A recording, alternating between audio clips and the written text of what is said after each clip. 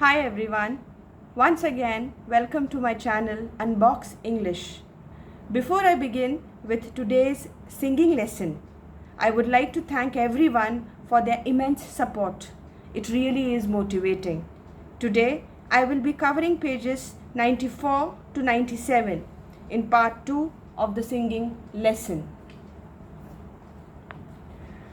We had stopped at she raised the baton, all right? Now the she over here is Miss Meadows. She raised the baton, that is a thin stick used by a conductor to conduct an orchestra or choir, all right? She raised the baton, she tapped the music stand twice. That's her signal, all right?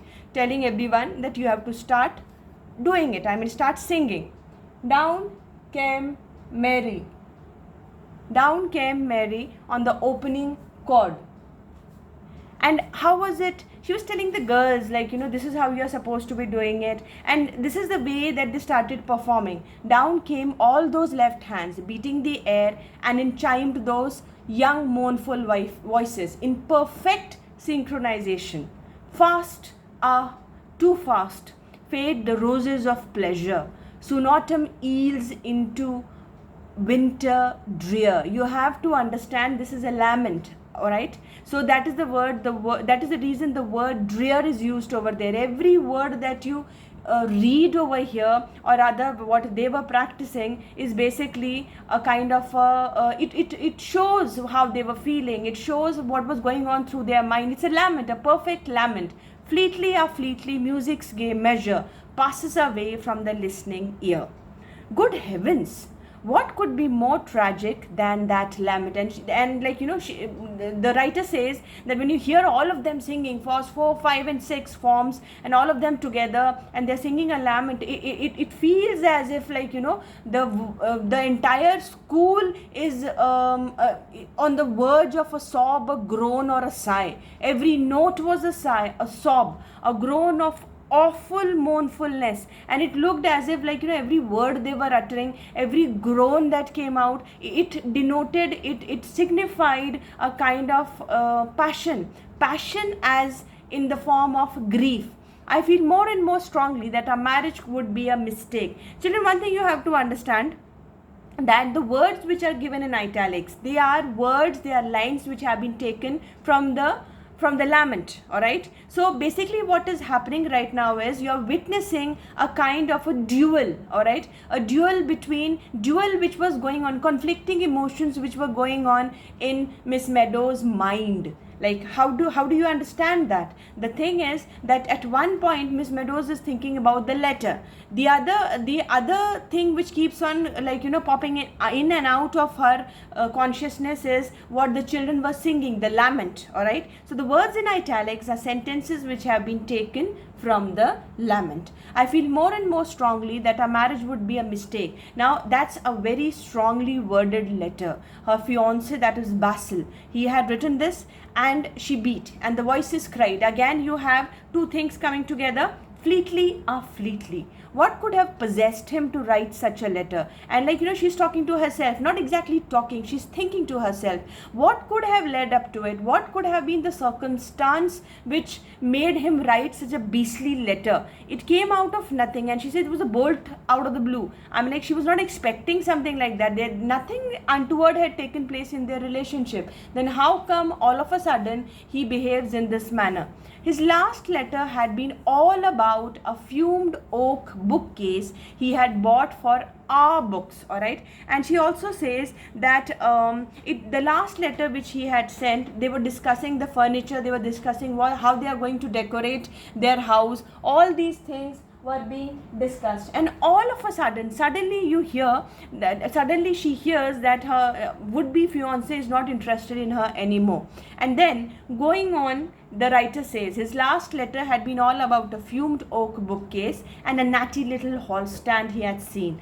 A very neat affair with a carved owl on a bracket. These are all descriptions of things that they are going to buy, and he had described it in detail, all right? And holding 3 hat brushes in its claws. How she had smiled at that. She had liked it because they were about to start their married life. They were discussing what all things they'll be buying, and if they had seen a piece of furniture that they wanted to buy. They were discussing how it is. So like if he buys it, will the other person like it? So like a man to think one needed 3 hat brushes, and like she says like 1 hat brush is enough. But then men, they always they have always been extravagant. That's what she says.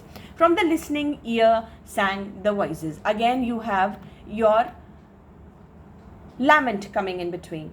Once again, said Miss Meadows, but this time in parts, still without expression. There's one thing she specifies over here, that whatever that the children are singing, that has to be without expression, alright?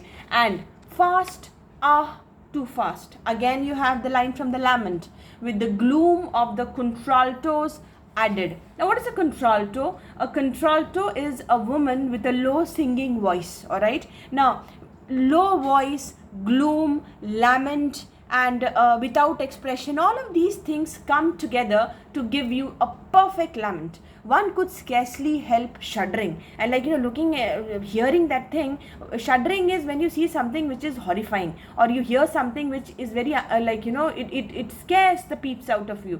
So like it was like one could scarcely help shuddering. Fade the roses of pleasure. Last time he had come to see her, Basil had worn a rose in his buttonhole. She's reminiscing, like she's thinking again and again, he had done this, he had done that, how he looked, how handsome he had looked in that bright blue suit with that dark red rose, and he knew it too. He couldn't help knowing it. First he stroked his hair, then his moustache. His teeth gleamed when he smiled. Now the last 2 lines, and he knew it too, that speaks volumes about Basil. Why do I say this? Because somewhere or the other I feel that Basil is a very opinionated kind of a person. He's one of those who thinks highly of himself, and he's one of those who thinks that he can get away with anything. You will come to know later as you are reading the story. First he stroked his hair, then his moustache, and then his teeth gleamed when he smiled. Now you come to the part where you understand what kind of a person Basil was. The headmaster's wife keeps on asking me to dinner. It's a perfect nuisance. I never get an evening to myself in that place. Now there are 2 things he says. Headmaster's wife is asking him to dinner, and plus it's a perfect nuisance. He doesn't like it. What do we do when we don't like? If someone is forcing us to do something, what do we say? What do we do? The answer is no, capital N-O. But then that's what his fiancée says. She says, Miss Meadows says, but can't you refuse? I mean, if you don't like it, then don't go. He says, oh well, it doesn't do for a man in my position to be unpopular. Popularity was Basil's, you can say, elixir, alright? So music's gay measure wailed the voices. The willow trees outside the high narrow windows waved in the wind. Willow trees always associated with gloom, alright, with death. So like music's gay measure, again from the lament wailed the voices. The willow trees outside the high narrow windows waved in the wind. They had lost half their leaves. The tiny ones that clung wriggled like fishes caught on a line. I'm not a marrying man. The voices were silent, the piano waited. Now, what does he say when he says that he is not a marrying man? When he says he is not a marrying man, he basically he's trying to tell us that he does not believe in the institution of marriage. He might get married, but then he is not used to, like you can say that he is not one of those who can easily settle down, alright? He is not one of those who would really like to carry on with his married life, a settled life you can say. Quite good, said Miss Meadows, but still in such a strange stony tone that the younger girls began to feel positively frightened. Now you had little girls over there practicing, and then when they heard Miss Meadows, and she was in such a foul mood that day, she had received that letter and she was in a foul mood, so like the girls also began to feel positively frightened. But now that we know it, we shall take it with expression. She says, now that we have understood it, we are going to put in a little bit of expression. As much expression as you can put into it. Now she instructs the girls. She tells them, think of the words, girls. Use your imaginations. Fast, too fast, cried Miss Meadows. That ought to break out. A loud, strong forte. A lament, alright? And then in the second line she says, winter drear. Make the drear sound as if a cold wind were blowing through it. if you remember in the very beginning, when we were reading the lines of the lament, I had pointed out this word and told you the word drear itself. It's a word which is associated with negativity, all right? It tells us about gloom. So she says that when you are using expressions, please ensure that winter drear and the word drear, that has to come out in such a manner that you feel that something wrong is going on, or there is a kind of coldness attached to that particular word.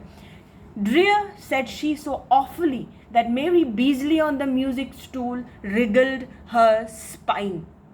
And the classic part was when Mary Beasley also heard it, the way Miss Meadows pronounced that word, even her pet favorite, you can say, Mary Beasley, she also started wriggling her spine. The third line should be one crescendo, that is that the ultimate height, all right? Again, you have words in italics. Fleetly are fleetly, music's gay measure.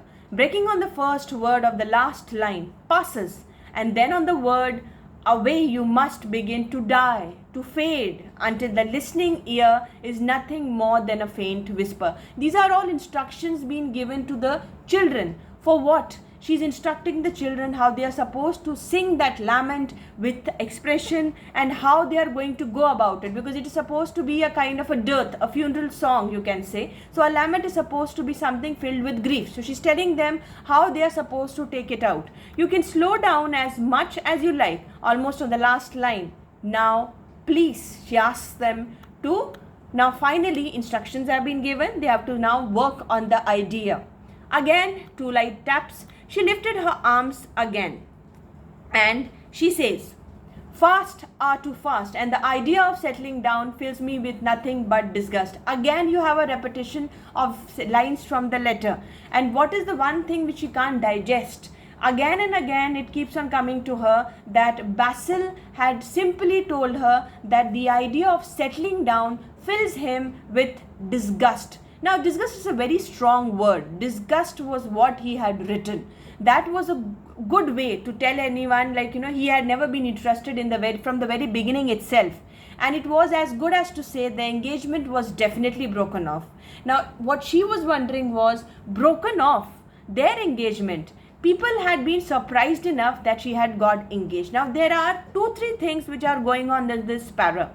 The first thing that you have to understand is societal pressure, all right? Because the line here says people had been surprised enough that she had got engaged. So that automatically, see, she was around 30, he was around 25. So for her specifically, she was under a lot of pressure to get married, because women her age were not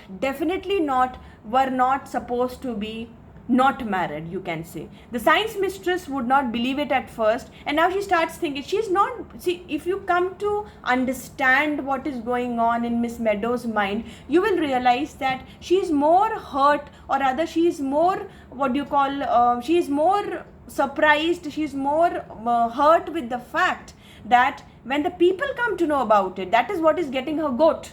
When the people come to know about it, that her engagement had broken off, the people, the so-called people, her colleagues, the children, the girls, the headmistress, all of them are going to make fun of her.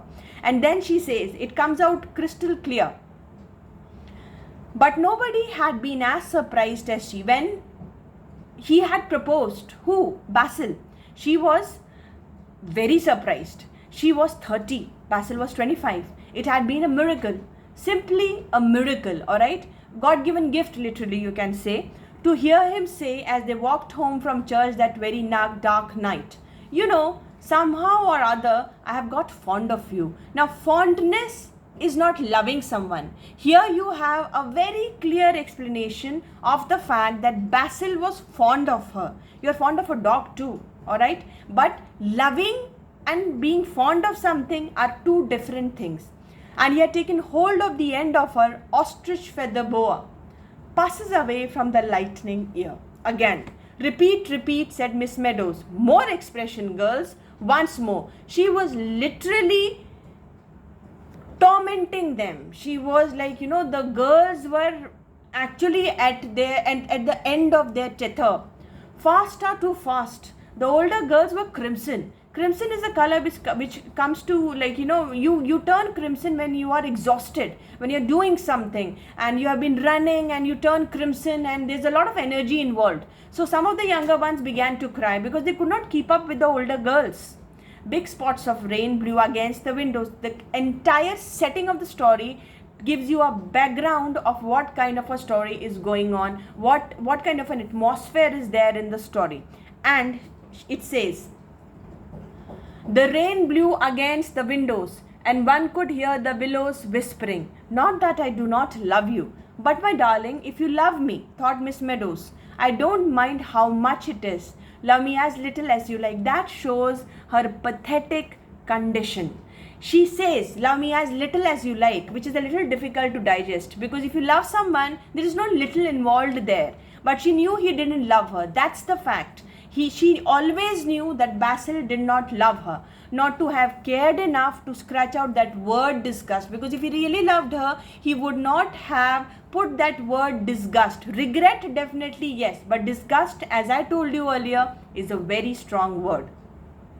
So that she couldn't read it. Soon autumn yields unto winter drear. She would have to leave the school too. She is visualizing all these things. This is what is going to happen. This is what she is going to do. She could never face the science mistress or the girls after it had got known. And she says it also, that the science mistress definitely is going to make fun of her. She would have to disappear somewhere. She's already made up her mind. This is what is going to happen. The children are going to make fun of her. The science mistress is going to make fun of her. And they are going to have a ball of a time. The voices began to die, to fade, to whisper, to vanish. Excuse me. Suddenly the door opened. A little girl in blue walked fussily up the aisle, hanging her head, biting her lips, and twisting the silver bangle on her red little wrist. She came up the steps and stood before Miss Meadows. "Well, Monica, what is it?" "Oh, if you please, Miss Meadows," said the little girl, gasping. "Miss Wyatt wants to see you in the mistress's room." "Very well," said Miss Meadows, and she called to the girls. "I shall put you on your honor. That is, you have to be on your honor and you're not supposed to talk. You're supposed to talk quietly while I am away." But they were too subdued. Why were they too subdued? Because they were worn out and to do anything else. Most of them were blowing their noses because they had been crying. They were at the end of their tether. The corridors were silent and cold. Again, you have these two words over there, silent and cold, showing you again that the atmosphere was one of a lament itself. They echoed to Miss Meadows' steps. The headmistress sat at her desk. For a moment, she did not look up. She was as usual disentangling her eyeglasses, which had got caught in her lace tie. "Sit down, Miss Meadows," she said very kindly, and then she picked up a pink envelope from the blotting pad. "I sent for you just now because this telegram has come for you." "A telegram for me? Miss Wyatt? Basil? He had committed suicide." That is what Miss Meadows decides. Her hand flew out. She was in jitters. But Miss Wyatt held the telegram back a moment and said, "I hope it's not bad news," she said, so more than kindly. And Miss Meadows tore it open. She wanted to see what was there in the letter. "Oh no, thank you, Miss Wyatt," blushed Miss Meadows. When Miss Wyatt asked her, "I hope it's nothing very serious," she said, "It's nothing bad at all. And then she smiled, that little laugh. "It's from my fiancé saying that." And she stumbles a little and she says, "Saying that." There was a pause. "I see," said Miss Wyatt. Another pause, and then she says, "You have 15 minutes more of your class, Miss Meadows, haven't you?" Why does she becomes rude all of a sudden? The headmistress becomes rude all of a sudden because very clearly, I think it was one of the rules of the college itself, that any telegram which comes to the teachers has to be something which carries bad news. All right. Apart from that, they were not supposed to have any kind of personal telegrams coming to them. And then, yes, Miss Wyatt, she got up, she half ran towards the door. "Oh, just 1 minute, Miss Meadows," said Miss Wyatt. "I must say, I don't approve of my teachers having telegrams sent to them in school hours." unless in case of very bad news such as death, explained Miss Wyatt, or a very serious accident or something to that effect. Good news, Miss Meadows, will always keep. That basically what she's trying to say over here is good news, you can hear that later also. Until and unless it is something which carries bad news or something which gives you a lot of pain. Apart from that, you are not supposed to, no kind of telegram should be coming apart from that. On the wings of hope, love, joy, Miss Meadows sped back to the music hall, up the aisle, up the steps, over to the piano. Now what do you see? You see a sudden shift of the entire atmosphere changes. Why? The shift is from a lament to one of, from hope, you can say from hopelessness to hope, from despair to hope again. And then page 32, Mary, because it's written over here, on wings of hope, love, joy. Why was she so happy all of a sudden? She was happy all of a sudden because finally her fiancé, that is Basil, he had said something. Page 32, and it says, page 32, she said, and picked up the yellow chrysanthemum. She held it to her lips to hide a smile. Then she turned to the girls, wrapped with a baton. Page 32, girls, page 32. We come here today with flowers overladen, with baskets of fruit and ribbons to boot, to congratulate. Again, the entire mood changes. Alright? Stop, cried Miss Meadows. This is awful. This is dreadful. And she beamed at her girls. What's the matter with you all? Think, girls, think of what you're singing. Use your imagination. With flowers o'erladen, baskets of fruit and ribbons to boot, and congratulate. Miss Meadows broke off. Don't look so doleful, girls. That is as if you are about to conk off. It ought to sound warm, joyful, eager, congratulate. Once more, quickly all together, now, then. And why do you think that she was all of a sudden, she was happy? Because her fiancé, that is Basil, he had told her very clearly that forget about it, whatever I have written to you, just forget about it. And he makes it very clear that he was willing to carry on with the engagement, he was willing to get married to her. That is the reason for her sudden shift of temperament. Alright, and here you see how all of a sudden from her mood, which was mournful, she was sad and she was taking it out on the girls. The entire scenario changes. She becomes happy and she all of a sudden she does not want to go back to that lament again. And this time Miss Meadows' voice sounded over all the other voices, deep, glowing with expression, because he had written very clearly that there is nothing, and he should forget about it, she should forget about it, and she should carry on as if nothing had happened. And that is the reason she was so happy now. Children, with this I finish your second part of the singing lesson. Part 3 will be question and answers, which I'll be discussing in length. Alright, also with ISC format, how you're supposed to write an answer, how you're supposed to answer your questions, the ISC formats, your helping words, how you're supposed to write a particular answer, how long it should be. All these queries will be answered in part 3 of the singing lesson. Thank you so much. All of you, please do subscribe, comment, like and share. That is Unbox English. Thank you so much.